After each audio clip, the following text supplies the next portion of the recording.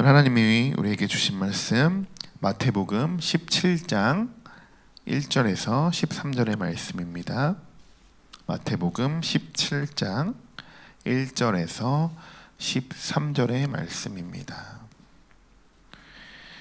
오늘은 먼저 1절부터 13절의 말씀 전체를 우리 한번 쭉 같이 한번 읽고 묵상하고 말씀을 나누도록 하겠습니다. 우리 1절부터 함께 봉독하겠습니다.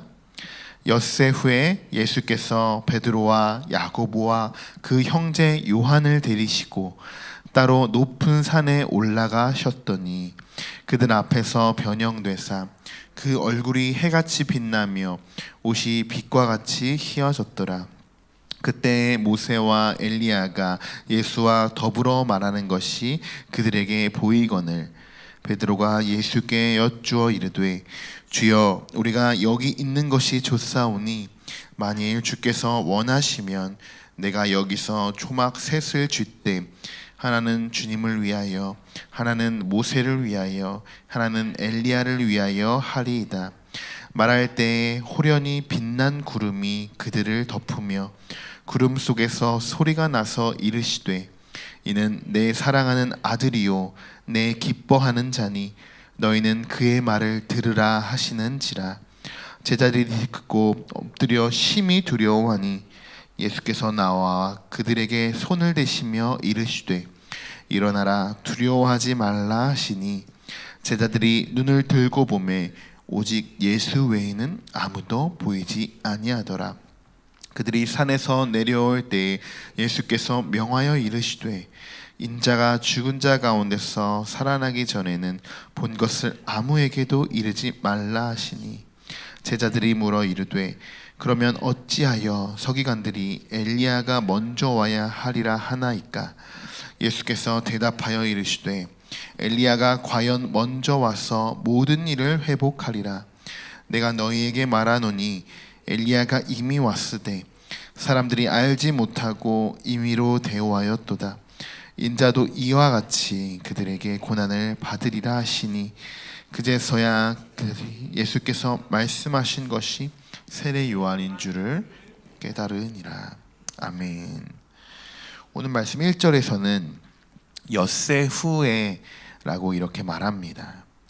이 엿새 후의 시기는 정확히 언제라고 딱 집어서 말을 할 수는 없지만 본문 앞장과 뒷장의 배경을 봤을 때 그렇게 동떨어진 시기는 아니라는 것이라고 학자들은 이야기합니다.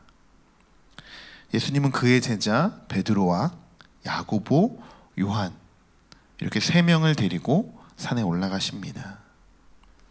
이런 장면을 우리가 구약에서도 찾아볼 수 있습니다. 출애굽기죠.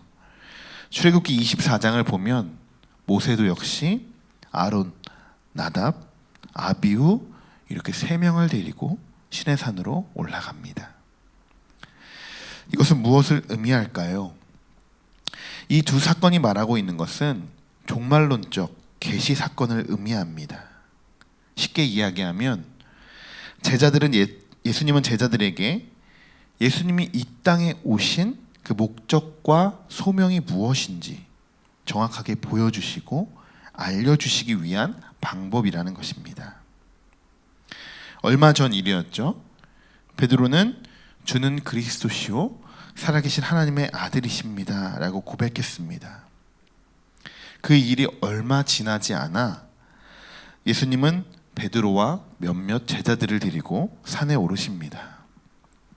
다른 때 같으면 제자들과 함께 가거나 제자들이 예수님의 뒤를 따라오게 되는데 1절을 보시면 이번에는 예수님이 이 세 사람을 선택해서 데리고 가십니다. 그리고 해같이 빛나며 빛과 같이 희어지는 예수님의 형상을 보게 되는 것이죠. 저는 이 부분을 묵상하면서 이런 묵상을 하게 되었는데요. 이전 16장의 내용을 보면 표적을 구하는 바리새인들과 서기관들의 내용이 나옵니다. 이들은 예수님을 시험하면서 표적을 구했죠. 표적을 우리에게 보여달라고 했습니다. 그러나 예수님은 표적을 구하는 너희들의 태도, 그 태도에 문제가 있다라고 이렇게 지적하셨습니다. 그런데요, 저는 오늘 예수님이 이 변화되는 이 모습을 묵상하면서 이것은 예수님이 보여주시는 하나의 표적이라고 생각했습니다. 음란하고 악한 세대가 구하는 표적이 아니라 하나님이 제자들에게 보여주시는 하나님의 참된 표적. 베드로와 야고보와 요한은 어떻게 보면 정말 축복받은 사람입니다. 베드로는 16장에서 고백할 때 그 고백은 완전한 100%의 고백이 될 수 없다고 말씀을 드렸었죠. 그 이유는 예수님을 믿기는 하지만 이 땅에서의 그냥 인간의 존재, 사람의 모습을 갖춘 메시아 정도라고 베드로는 인식하지 못했기 때문입니다. 그러나 오늘 그 고백 이후에 이 변화산의 사건을 경험한 베드로는 인간의 그리스도, 인간의 그 예수 그리스도가 아닌 하나님의 아들, 그가 고백한 하나님의 아들이십니다 라는 그 고백의 의미를 좀 더 확실히 깨달을 수 있었던 계기가 된 그런 사건입니다. 바리새인들과 서기관들은 표적에 대해서 잘못 이해하고 또 구하기 때문에 이런 표적이라는 단어들, 그들에게는 부정적으로 들렸겠지만 사실 예수님이 우리에게 보여주시고 또한 성경에 기록되어 있는 모든 사역은 다 표적입니다. 아주 작은 사건 하나도 의미 없이 하시는 일은 없습니다. 결국 이 표적은 십자가 사건과 부활 사건까지 이어지게 되는 것이죠. 성도 여러분, 오늘 말씀을 통해서 하나님은 우리에게 이런 표적을 보여주십니다. 그 증거로 오늘 우리가 이렇게 살아 숨쉬고 또 예배할 수 있음을 우리가 고백할 수 있는 것이죠. 그리고 또 다르게 생각해 봐야 하는 것은 하나님이 나에게 보여주시는 그 표적이 어떤 것인지 우리 스스로가 확실히 알고 있어야 한다는 것입니다. 하나님이 나에게 보여주고 계시는 그 표적이 뭔지도 모르고 우리는 그냥 인간적인 예수님만을 고백하고 나의 주님이라고 그렇게 다시 고백할 수밖에 없다는 것을 우리가 알 수 있습니다. 우리가 그럼 실천해야 할 부분은 베드로처럼 고백하는 것입니다. 베드로의 고백은 지금 당장의 일만 생각하고 그냥 오늘 본문에도 나와 있듯이 그냥 지금 당장 눈앞에 보이는 상황에만 집중하는 경향이 있지만 그래도 그의 신앙은 본받을 점이 상당히 많이 있습니다. 오늘 하루 우리도 베드로처럼 그동안 하나님께 받은 그 사랑의 고백을 드렸으면 좋겠습니다.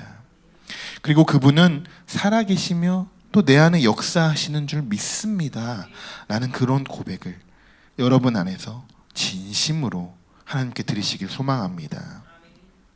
저는 오늘 이 말씀을 묵상하면서 저에게 이런 마음이 들었는데 나도 하나님의 표적을 드러내는 사람이 돼야겠다 이런 생각이 들었습니다. 사실 매번 하나님의 표적만을 그냥 구하는 그런 바리새인들과 서기관이 되는 것이 아니라 나도 이제 하나님의 표적을 나타내야겠다 이런 묵상이었습니다. 오해하지 말으셔야 될 것은 예수님처럼 뭔가 신적인 체험 그런 표적을 제가 이야기하는 것은 아닙니다. 여기서 말씀드리는 표적은 구원의 표적입니다. 내 안에 나타나는 하나님의 진리를 또 세상에 입증하고 하나님을 예배하는 그 영광의 도구로 사용되어지는 삶, 그것이 바로 저의 인생의 표적이 되어야 한다고 이렇게 저는 묵상하게 되었습니다. 즉 삶의 목표와 목적이 온전히 하나님의 영광으로 살아가기를 원한다는 고백이죠. 이런 표적이 저에게 그리고 저뿐만이 아니라 여러분에게도 나타나실 줄 믿습니다. 사실 오늘 본문의 말씀은 1절부터 13절의 말씀이 굉장히 긴 말씀이지만 함께 묵상하고 서로 나눌 수 있는 부분들이 상당히 많이 이 안에 포함이 되어 있습니다. 서로 느끼는 바, 하나님 말씀하시는 부분이 굉장히 다르게 우리가 받아들이고 묵상할 수 있는 부분인데요. 저는 새벽 예배 설교는 좀 더 이렇게 기도에 집중하기를 원해서 본문의 내용을 좀 축약하고 또 중요한 부분만 집중해서 전달하려고 이렇게 하는 방법으로 제가 말씀을 전하는데요. 그런데 오늘 본문은 사실 축약하기보다는 13절 내용 전체를 좀 깊이 있게 묵상하고 하나님이 여러분에게 또 우리 각자에게 그 주시는 음성에 대해서 조금 더 귀를 기울여 보면 좋겠다라는 마음이 들었습니다. 그래서 제가 오늘 먼저 말씀을 묵상하고 느낀 점을 여러분에게 간략하게 전했던 것입니다. 여러분도 오늘 이 말씀 안에서 하나님이 여러분에게 주시는 그 음성을 들어보시기 바랍니다. 단어도 좋고 또 한 문장이어도 좋습니다. 분명한 것은 여러분의 마음을 감동시키고 또 치유하는 말씀이 오늘 본문에 분명히 들어있다는 것입니다. 그것을 오늘 체험해 보시기 바랍니다. 마지막으로 제가 묵상한 내용을 정리하고 우리 함께 기도한 시간을 가지려고 하는데요. 저는 오늘 하나님의 축복을 받기 위한 그 방법에 대해서 좀 더 깊이 있게 묵상을 해봤습니다. 고백, 그리고 표적, 음성, 순종, 행함, 이 5가지의 단계에 저는 주목을 해봐야 된다라는 생각이 되었습니다. 첫 번째는 고백입니다. 일단 100% 확신할 수 없어도 믿음으로 고백하시기 바랍니다. 베드로도 100% 하나님의 뜻을 다 알고 고백한 게 아니죠. 오늘도 베드로는 예수님의 표적을 보고 지금 그 상황에만 머물 수 있기를 바란다고 고백했습니다. 저는 그래도 이런 믿음의 고백이 장차 훌륭한 베드로를 만들었다고 생각합니다. 지금 베드로처럼 여러분에게도 저에게도 이런 믿음의 고백이 필요한 때입니다. 두 번째로는 표적입니다.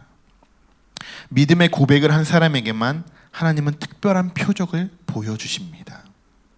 앞에서도 말씀드렸듯이 하나님의 여러분에게 보여주시는 표적이 무엇인지, 그 표적이 무엇인지를 찾을 수 있어야 합니다. 그것이 표적이라는 것을 알아차리는 순간, 세 번째로 음성, 하나님의 음성이 들려오게 되는 것이죠. 5절에서는 이렇게 말씀하십니다. 이는 내 사랑하는 아들이요 내 기뻐하는 자니 너희는 그의 말을 들으라. 아멘. 이러한 음성이 우리에게도 들려온다는 것입니다. 하나님의 음성이 그렇게 들려오게 된다면 우리는 어떻게 행동을 해야 될까요? 또 우리의 자세는 어떤 자세를 갖춰야 할까요? 그 다음은 찾아오는 것은 바로 순종의 자세를 갖춰야겠죠. 하나님의 음성이 들려오는데도 그 말씀대로 순종할 수 있는 사람, 바로 이런 사람이 하나님의 축복을 받는 사람입니다. 마지막으로 우리의 자세는 행함입니다. 행함이 없는 믿음은 율법적인 믿음이 되는 것이죠. 그럼 결국 바리새인들과 같이 되는 것입니다. 그러나 하나님을 나의 구주로 고백하고 표적을 믿고 구하며 또 그 음성에 순종하고 하나님의 말씀대로 행하는 사람이 바로 축복을 받는 사람인 것입니다. 오늘 여러분에게도 고백, 표적, 음성, 순종, 행함, 하나님의 우리에게 주시는 이 축복의 단계를 경험하시기 바랍니다. 그리고 이로 인해 하나님의 놀라운 축복이 오늘 이 시간 여러분에게 임하실 줄 믿습니다. 우리 함께 기도하겠습니다. 하나님, 오늘 우리에게 맑은 영혼을 허락하셔서 말씀을 새롭게 볼 수 있는 지혜와 영을 허락하여 주옵소서. 우리가 오늘 기도하고 묵상할 때 사단이 조금 더 틈타지 않게 하시고 온전히 하나님께만 집중하여 하나님이 우리에게 보여주시는 그 표적을 보게 하시고 순종할 수 있도록 인도하여 주옵소서. 고백, 표적, 음성, 순종, 행함, 이 5가지의 단계를 우리의 삶 속에서도 적용하게 하시고 내 안에서 일어나는 하나님의 축복의 역사가 나를 통하여 세상에 증거될 수 있도록 사용하여 주시고 예수님의 사명을 나 또한 실천하며 살아갈 수 있도록 인도하여 주옵소서. 오늘 하루도 우리의 삶 온전히 하나님께 맡겨드립니다. 우리 주 예수 그리스도의 이름으로 기도드립니다. 아멘.